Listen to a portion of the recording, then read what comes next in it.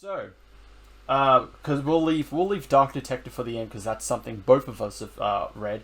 Which one of the ones that I didn't read do you want to talk about? You read Imperious Lex. Did you read Legion? Yes. I don't want to go over Legion too much because it makes no sense. I mean, we can do that one first. Okay. So basically, it's in the future. The art shit. The Legion's been split up. It's Riley Rosmo. Which, with Riley Rosmo, he is the Steve Orlando of art. There's a 50-50 chance. You either get a really good hit or you get a hell of a miss. Yeah. Oh, I was gonna say it's either gonna be decent or just terrible. I mean, the one he did the Batman Who Laughs one shot for Dark Knight's Metal, and I didn't think that was bad. That was decent. But then you look at like Martian Manhunter, and I'm just like, what am I looking at? Martian Manhunter, at least it worked in the sense that it's weird alien. Martian Manhunter is like a weird alien man. So, I mean, I guess, but it still didn't look good. That's true. Oh god. Hack says Jason Aaron presents Phoenix War, Jean vs. Young Jean. Oh god. Don't give him ideas. Please don't give him ideas, Hacks. Actually, you know what? Don't. Actually give him ideas because he doesn't have any original ones. Okay, but give him good ideas. Not this Phoenix War one. Give him good original ideas. Here's an idea. Let someone else write Avengers. I agree. Let someone else write Avengers. And speaking of teams, Legion. So basically, the Legion is gone, but I forgot what his name is. He wants them back together. Ultra Boy, I think it is. I think it's Ultra Boy. I don't know. I'm not a big Legion guy, so I read the solicit or whatever. I think it's Ultra Boy. It's one of them. There's too many fucking Legion members. And that's not even Bendis' fault. Like that's just a symptomatic problem of the Legion. There's too many members, yeah. And they hardly ever rotate them. It's always just the core members they have. So like Brainiac there's always 5, so many of them. Yeah, Brainiac 5, Saturn Girl, like all that. Matt, fat boy, Lightning Lad, but they change his race and hair depending on who's writing. He's either a white ginger or a black man. The way you said that. So he's literally the Wally West of Legion.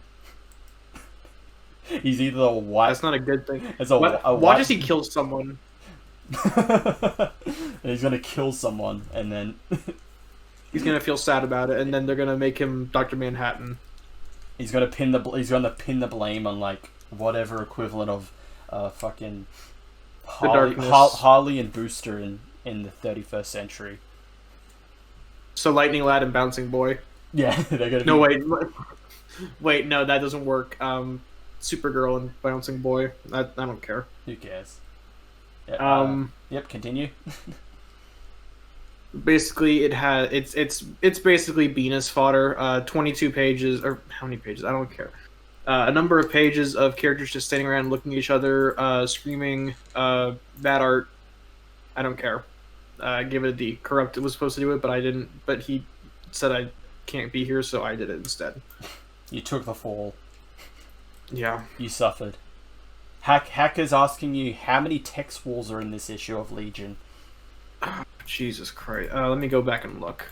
Distract him with something shiny. Hang on. I mean, I'll give this issue something, even though I haven't read it. I mean, I feel like Riley Rosmo put all of his effort onto the cover.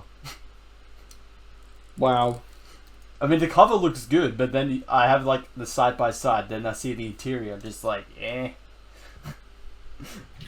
Put all of his effort into that cover. I'm gonna take a bite of this pizza. Is it Papa John's?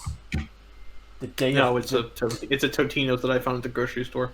Oh, the day of reckoning is coming for you now. I keep it tucked away. In a. I just keep it tucked away in the freezer in case I need food on the fly.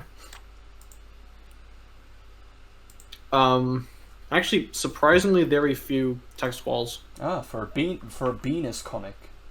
He showed remarkable restraint. He showed restraint. he didn't have 50,000 speech bubbles in one page. Wow. Wow. He's improving.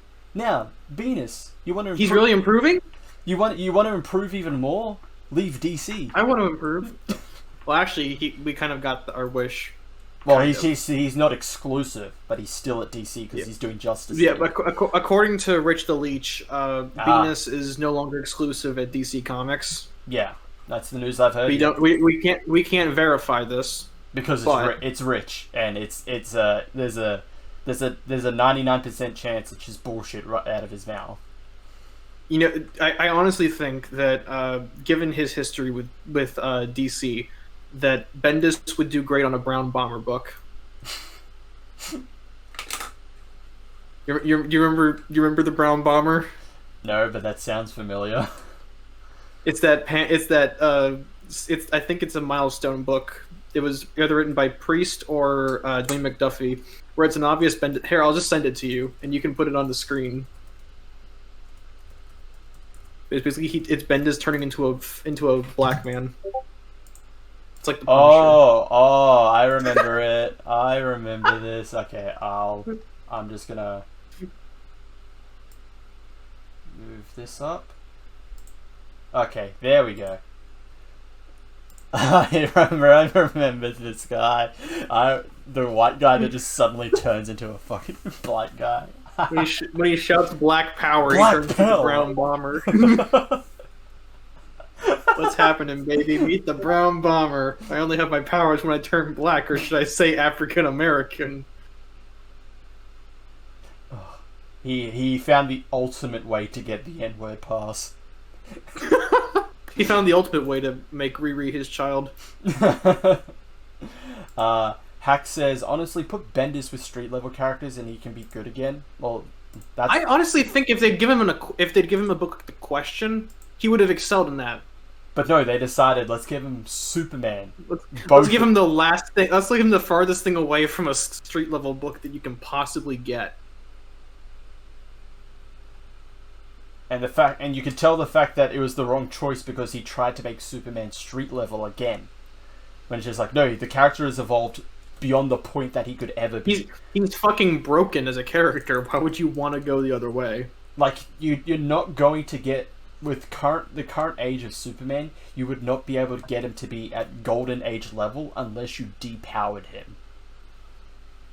Like with DCU. Like, DCU depowered him and made him street level. It sucked. And it sucked.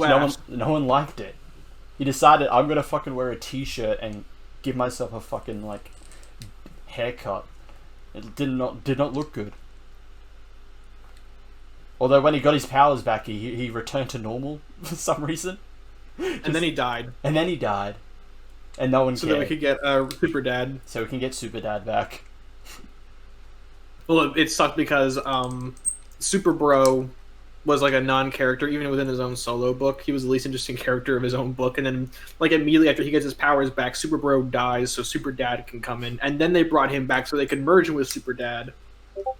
Yep. And now he's in Sideways, and then he was in Sideways for no reason.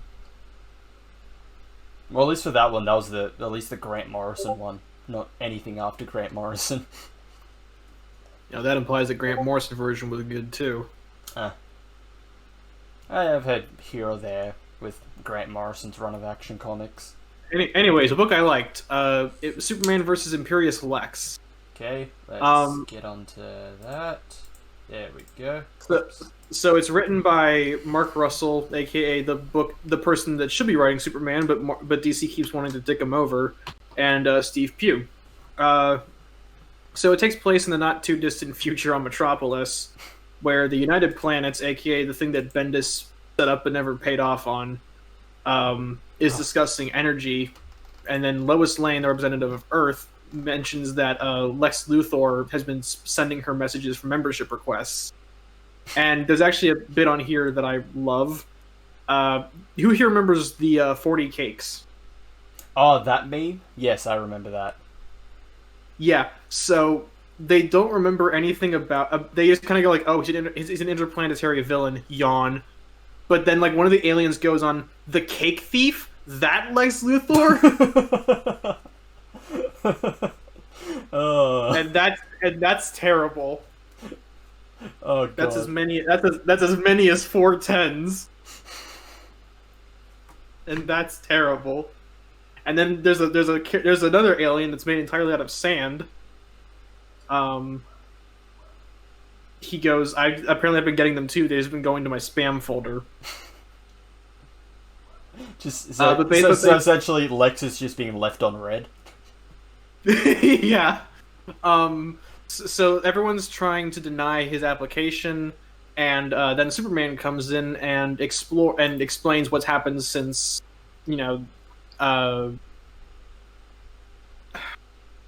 sorry, I'm still in the middle of processing while eating because I had an argument with Corrupt and Dalton earlier. So since the present day, Superman's been off looking for solutions to stop Earth's energy shortage. And he finds this army of robots called the Reticulants that were built by Lex Luthor to basically imperialize and take away other people's resources. It's more or less an analogy to how the U.S. takes oil from the Middle East. But there's a little gag that Lois is like, I propose we put a boot on the planet, and then it cuts to a planet and it says planet unavailable until further notice on top of the planet, like on a hologram.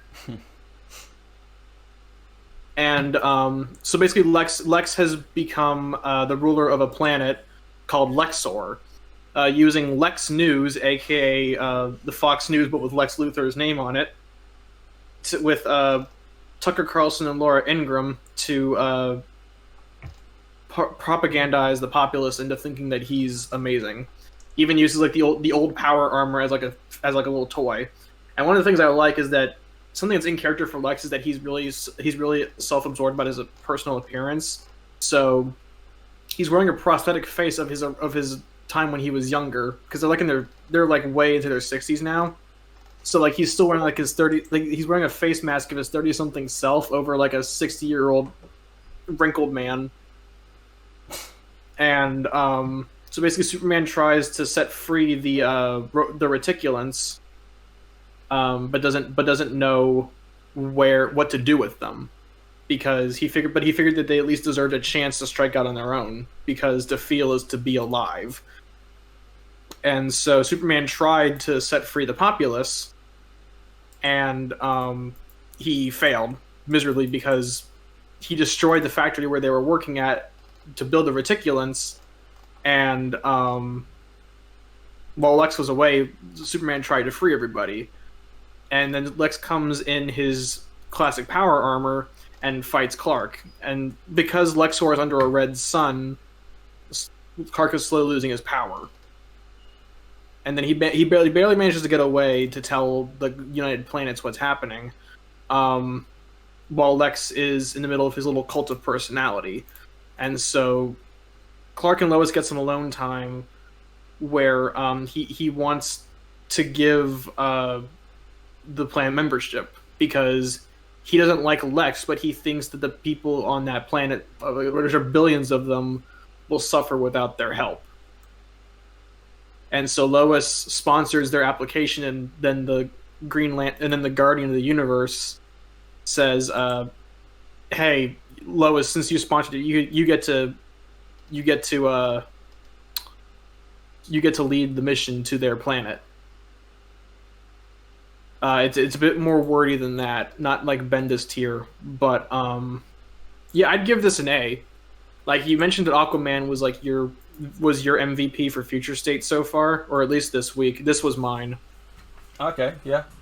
I think it's hard to. There's a lot of really good visual gags that I don't want to explain, because that I feel like it would ruin the surprise of them. But there's a bunch of them that make a joke about how like the United Planets, like someone's building the dome, and there's a police officer looking up and saying, "Oh, it'll never last," next to the construction site. But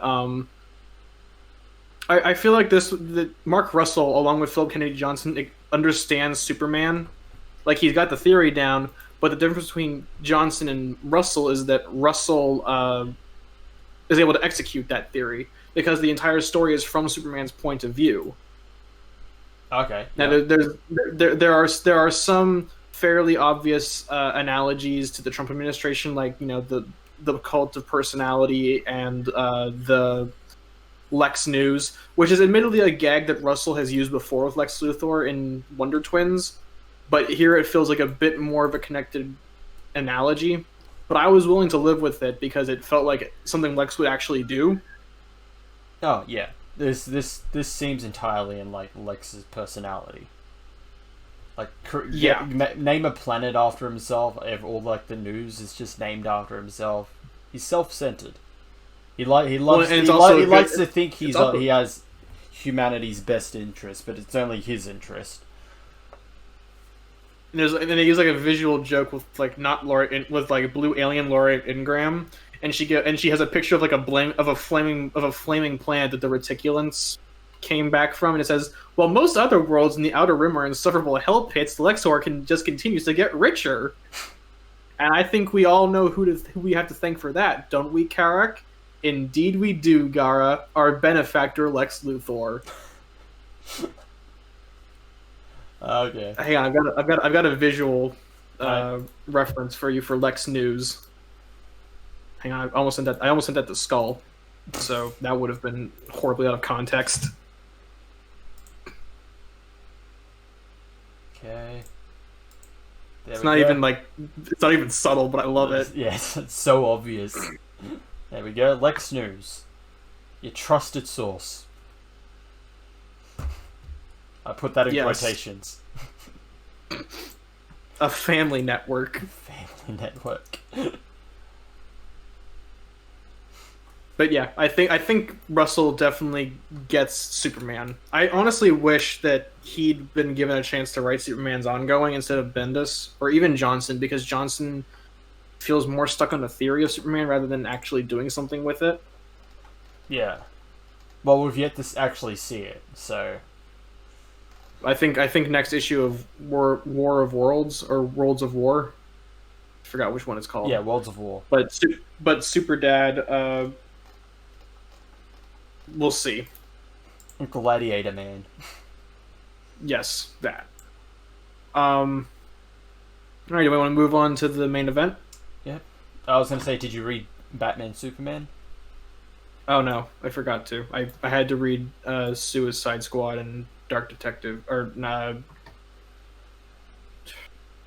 that's fine. Legion. Hack says, I'm sure the satire is funny, but this book doesn't really fit up my alley. That's how I usually feel with Mark Russell. I know, Quill, you like Russell's work. You like a lot of what he does. For me, I think he's here or there depending on who he's writing. Yeah, so like the Flintstones was brilliant. I'm kind of the Flintstones was brilliant social commentary. Yeah,